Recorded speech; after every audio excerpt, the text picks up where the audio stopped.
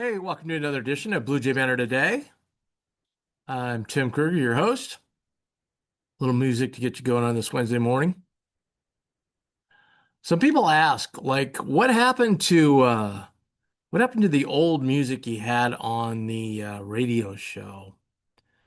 And we haven't been able to use that because YouTube has some restrictions on using other people's music. And you can kind of get away with it, but if they catch you, I'll tell you how crazy it is. Last year, one time at Let It Fly, we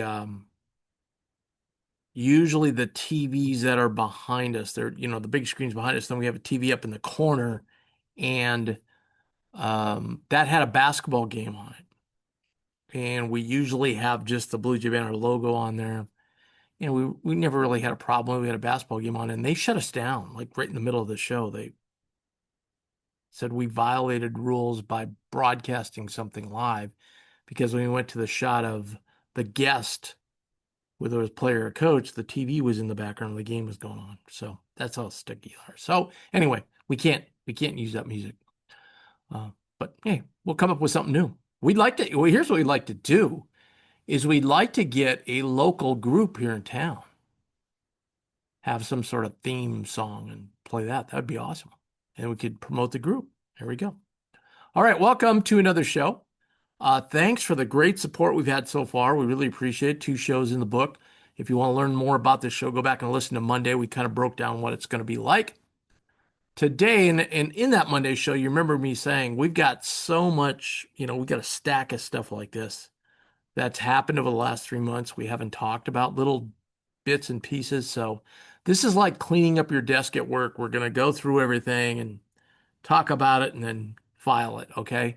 So that's what this episode is going to be today. Make sure you hit that subscribe button and like button. It helps us out so much. The subscribe button is great because then you get notifications when this show downloads every day. So that's a big help to you. We'll try and get some of these up earlier than others. It depends on when we tape them. So sometimes we could have it ready for you um, when you're still at home if you go into work. For anybody that does still go into work, hey, we might have it up early in the morning and you can have your coffee and listen to it then. So thanks so much. We got a lot of great stuff planned for you. As we said, the end of this week, you want to hit these last 2 episodes this week. We're going to break down the roster on men's basketball. So I know you'll want to join us for that show. But today we're going to get at some things. But first, we want to talk about, we've got a terrific sponsor that's been with us for years, and that's Infusion Brewing Company. Ryan and the crew just do such a great job down there. And if you remember, that's where we've had some special events down there, and we'll have those again this year. We're gonna probably do a few things like we did for the golf tournament, like some raffle stuff and some silent auction stuff, and so it'll be kind of fun. So check it out. We talk about all the great beers, and I try and switch it up a little bit. I want to talk about their vanilla beans because they have so many variations. And I know some people are like, I just want a beer. But sometimes it's nice to have a different flavor or kick or something. Have it at different times of the day, on a Saturday afternoon or a Saturday evening or a Sunday night or what have you. They've got such a great selection of vanilla beans. They've got a dreamsicle one that's got the orange flavor and it is outstanding. They've got the chocolate cherry. Oh my God, it's so good. Um, they got the s'mores, just like you're out camping, man. And then we talked about the other day, we talked about the pumpkin beer that's being brewed as we speak and canned, getting ready for the season. And then, of course, just the traditional vanilla beans. So check them all out. That's Infusion Brewing in Southwest Omaha. Great tasting room. Go down there and check it all out. That's Infusion Brewing Company. Go check out their website and you can see everything they have to offer. They're open during the week at 4, and then on weekends they're open earlier. So go down there. Got a lot of TVs. Got a beautiful tasting room. I really love the tasting room in there. And if you're looking for events, they'll do those too. All right, let's get at some of this stuff. The first thing I want to talk about, if you haven't been down to campus lately, I don't know how to say this. go down there, but just beware. There's a lot of construction going on. Okay, there's tons of stuff going on right now. They've got so many things going on, but the thing I want to talk about first is the softball field. Oh my word, it is gorgeous. If you go on to Go Creighton, you can see pictures of it, what it looks like now. Beautiful field, beautiful. If you go down to like the Ruth or Sokol Arena for volleyball, you'll be able to look over and see it. You can see the scoreboard, you can see the fences with Creighton on it, and it just looks fabulous. Just an awesome job. And then right adjacent to that, they're beginning to build the baseball practice field, which is basically taking a street out. And then if you go to the other end, west of the soccer field and southwest soccer field, they're doing all kinds of work with the parking lots there. So there's a new parking lot just on the other side of the championship center, and then the bigger lot that's down that students use and so forth down further and they use for events. That's being tore up as well and redone. So a lot of work going on, a lot of work going on in the street that goes by the Ruth and the Championship Center and Sokol Arena. So there's all kinds of things going on down there. But check it out. That softball facility is going to be fabulous. It's going to be great to go watch games there. And it'll be ready this fall. So they'll be able to practice, do their fall practice on the field this fall, and then next spring, obviously, for games. So it'll be great. We talked about baseball, the baseball construction of the practice field, which is just going to be a huge boost to the program. But we want to talk about a couple things. First of all, two players way back when the baseball draft was, two players got drafted. If you missed it, Nolan Sailors, who just had a phenomenal year, got drafted kind of by our hometown. The hometown Royals drafted Nolan, and then Garrett Langrell, their closer, got drafted by San Francisco. Look, I'm not an expert on evaluating college talent and how they'll do in the major leagues, but I think Nolan has the better of the shot here. I know I talked to Garrett about it, and Garrett's like, look, somebody brings me aboard, I'm going to go give it a shot. Never know, but I don't think, and you don't know how they work with pitchers too in the rookie league. So both these guys are in the rookie league, so we'll see how it goes. But I think Nolan's got a lot of talent, man. He's a really good hitter, and I can see him moving up in the organization. Also exciting for Creighton and kind of exciting for me, even though they did a fire sale. My Twins did a fire sale. They got rid of everybody because the Polids are just trying to save money. They're trying to sell the team, and they just wanted dumb contracts. But what happened there is now that the Twins now have two Blue Jays on their roster, which is exciting to me because I get to see them play every day. Last Sunday, they both got in the game at the end of the game and when they beat the Indians. Ryan Fitzgerald has been with the Twins this season and was called up once earlier in the year and then went back down and now is back on the regular roster. I don't see him leaving for the rest of the season because the Twins have no players. So he hasn't started since he's been called up, but he got in defensively in the eighth and ninth inning on Sunday in their win. And then Al Roden started right away for the Twins out in left field. Struck out a few times and then but got the bat and had some hard hit balls. He got a double in one game.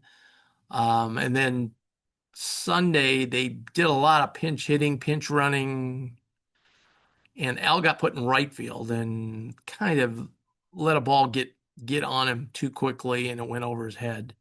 It was a line rocket. I mean, he made it just ticked off the end of his glove, and otherwise he made a great play that made the game close. But Al came back and caught the final out for the Twins' victory, the first victory since they had this fire sale. So I was texting with Coach Service late in that game. I said, "Hey, it's got to be great for you. The Twins now have two guys in here." And he says, "Yeah, it's awesome. Just love it."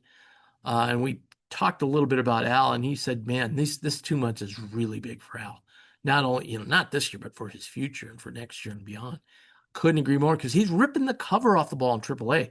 Like the Blue Jays couldn't keep him in AAA anymore. He's just crushing pitching. It was tough for him to get an opportunity though, because as you know, the Blue Jays are having a terrific season.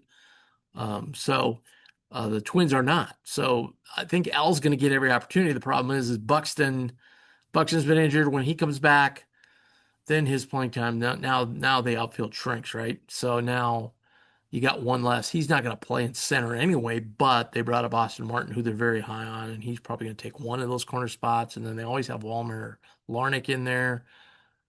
Al might get some run as a designated hitter. Could do that. So, but I do think he will, especially they like to platoon a lot. So against righties, I think Al's going to get his run and get his chance. So excited to see how those two guys uh, go on through the season. Ryan has a tougher road because they're taking a long, hard look at Edward Julian, who was hot when he first came up and now stinks. And they want to see if he can hit major league pitching. If not, Ryan, I think we'll get some opportunities probably in September.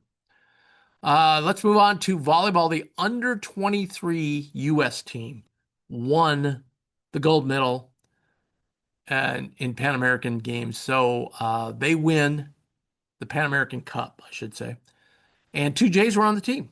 Ava Martin, current member of the Jays, and we talked about her yesterday. Um, she had the last four serves of the match, the title clinching, gold medal clinching match. Also on the team was Nora Sis. She, obviously had an unbelievable career at Creighton. So, congratulations to those two players who took home the gold. Blue white scrimmage this Saturday, 3 p.m. at Sokol. So get out, see this terrific team that Brian Rusin has put together, obviously with the help of Coach Booth, who he took over for, but excited for the season. Oh, you know how I love to talk about golf. So Creighton sophomore Jacob Kuttner qualified for the U.S. Amateur. How great is that? He birdied the last two holes to get a spot in the U.S. Amateur. There's 312 players in the U.S. Amateur. So they play two 18-hole rounds. The low 64 go to match play. Now, I think it's the low 63 and last year's winner, but I think if I'm not mistaken, last year's winner turned pro. So there'll be 64 players. Um, they're going to play at Olympic Club, famous Olympic Club. Used to be in the U.S. Open Rota. It's kind of today's pro game is kind of outgrown that course, not only because of the length of the golf course, but because of it's very tight quarters and they can't, they like to go to these places that have huge infrastructure and they're able to spread out. You even saw at Oakmont, it's big, but it's not that big and, kind of seemed a little cramped. I've been to US Open at Hazeltine up Minnesota. They have tons of room. They got farm fields all around so they can get all these corporate tents and everything. And that's kind of what they like now. Even though they go to places like Pinehurst that have no room. But at any rate, Olympic Club famous for Arnold Palmer blowing a 7-shot lead, Billy Castor coming back, tying him, and then winning the playoff next day. Famous last hole is really short, but it's really uphill, and that's probably one of the main reasons they don't have the Open there anymore either, because it's just not a good finishing hole at a U.S. Open, and there was a big controversy the last time they were there. They couldn't keep the ball on the green because the green sits so far up in the air and was slanted, and it was a big controversy. So they've just kind of said, but we'll hold other events there like the U.S. Amateur. So, that kicks off next week. So, opening qualifying will kick off on the 11th. So 11th and 12th. So check it out. But that's a big deal. That's you've got to beat what 4/5 of the field just to get in the match play section. Then that's kind of a crapshoot. You get hot. Who knows? Women's basketball. This is something we don't talk about much, and we probably should talk way more about it. But the women's basketball team had the sixth best GPA in the NCAA last year. I mean, I'm sorry. Give it up for them. That's a great accomplishment. Tremendous accomplishment. And it just tells you about the character of players that Coach Flan recruits and brings into the program and grooms. And You can say that about a lot of programs at Creighton, the character of the players. So congratulations to them. And then some bigger news. I don't know if you saw this. It kind of was a little under the radar for what it is, but it's kind of a big deal. The Big East and ESPN reached a media agreement, media rights deal. So there are going to be games, Big East games on ESPN. Now, men's basketball Big East play will still be on Fox. However, this contract calls for at least 25 non-conference games to be on ESPN or ESPN Plus. I think it's on ESPN or ESPN Plus. I can't imagine if you had, if UConn or St. John's or Creighton's really good and they're playing Alabama, SEC team, Kentucky. I can't imagine putting that game in the Plus when they could have it on ESPN2 or ESPNU or whatever. So they were very vague in this release, though. They didn't really get to too many specifics, and maybe because it all hasn't been worked out yet. But they're going to have those games. They're going to have 75 women's games on ESPN Network, mostly on ESPN Plus, and up to 200 Olympic sport events on ESPN Plus. So that includes volleyball. Um, they didn't mention baseball, but baseball's an Olympic sport, so I don't know. I would guess baseball. Uh, Personally, anything can get us off flow sports, I'm all for it. I'm not a big plus. I just got plus last year for something. I forgot what it was for. But I know it's for the regionals in baseball. I got ESPN Plus just for a short time period, but I'm gonna have to get it this year because I want to watch Coach Miller's games, and they're all going to be on Plus. So I'm going to have to get it anyway. So what the hell? Now I've got to get it because Creighton Sports are going to be on there. But again, if that's the deal, we have to, if we can get off Flow Sports and be on there, I'm all for it. So again, very vague. They didn't give too many specifics. They just said the 75 women's, 25 men non-conference, and Olympic sports. So I don't know, you know. Some Big East teams have lacrosse, so some of that'll be on there. That's not really, but they kind of can do soccer. A lot of soccer will be on there. So we'll see. It'll be, and it starts this year, so we don't have a lot of time. Like they're going to have to define. Creighton already has some games, some volleyball games on ESPN because their schedule that we'll talk about next week absolutely loaded. Oh my word. They're playing the best teams in the country right off the get-go. Texas, Penn State, you name it. USC, Nebraska. I mean, it's a loaded schedule. Brian is going to keep scheduling much like Booth did, play the best. So um, it's going to be exciting. But they're going to have some games on ESPN, no doubt about it. So other than that, that kind of gets most of the big checkpoints taken care of that I noticed. I just looked at some of the top ones. As we mentioned, tomorrow and Friday, we're going to get into the men's roster on basketball. We're going to talk about the players coming back, and then the next day talk about all the newcomers. And man, there's you're going to need a program at first because there's a lot of new faces, and it's going to be really exciting. I've liked what I've seen so far. Um, Offense ahead of the defense usually is when you bring in a bunch of new guys, and it's something that they work on a lot. Um, I'll just mention one little tidbit.